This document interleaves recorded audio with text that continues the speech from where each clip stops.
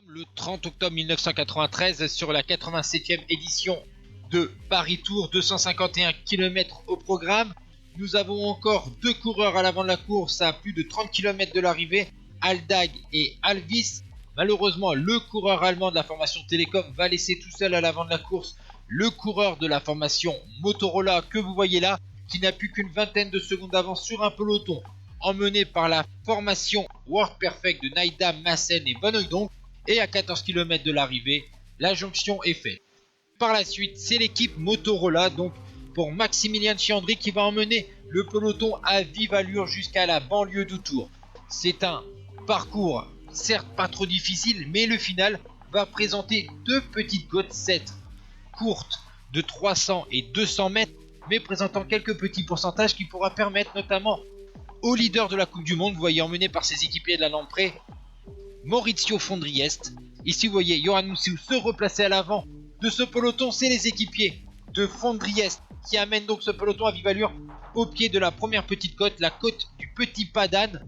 On sait que Fondriest est dans une année incroyable, vainqueur de Tirreno, de Milan-San Remo, la Flèche Wallonne, du Grand Prix de Zurich. Le coureur italien de 28 ans a également fini 3ème de Liège-Bastogne-Liège, 4ème de l'Amstel Gold Race et 8ème du Tour des Flandres. Et vous le voyez ici, Maurizio Fondriest profite de la première petite côte, la côte du Petit Pas d'Âne, donc pour attaquer. Derrière, on voit que Fondriest n'arrive pas à s'accrocher à la roue de Johan Museeuw, le vainqueur du Tour des Flandres. Le Belge revient dans le sillage de leader de la formation Lamprey. Après on attaque donc la deuxième petite côte, la côte de Jouer les Tours avec des passages à 10%.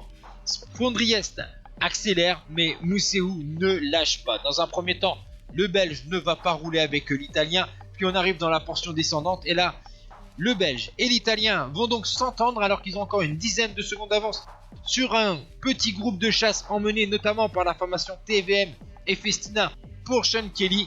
Mais devant, on s'entend parfaitement. C'est la descente pour arriver à environ 2 km de l'arrivée pour atteindre la longue avenue de Gramont dans Tours. Et les deux hommes de tête vont pourtant se regarder un petit peu. Nous sommes dans le dernier kilomètre. On se méfie.